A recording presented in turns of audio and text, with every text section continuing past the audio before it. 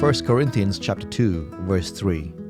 And I was with you in weakness and in fear and much trembling.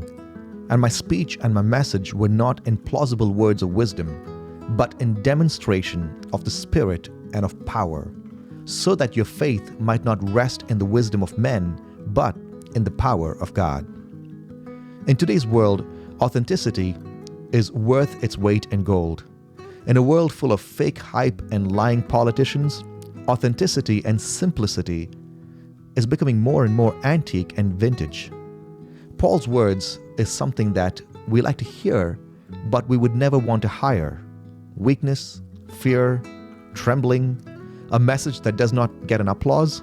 We don't want that. But he says that he didn't add anything extra to what he said and did because he didn't want his listeners to get carried away by his presence and his eloquence and miss the message of Jesus. Inauthenticity is always a thief that steals from the glory of God.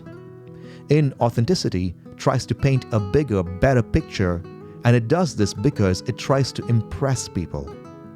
A person who is inauthentic will always live in fear, wondering when his or her cover will be blown and people will find out who you really are. How can we grow in authenticity today? Let's look for Jesus to be elevated in everything that we do. And I'm sure we will find ourselves, like the Apostle Paul, living in humility and in authenticity.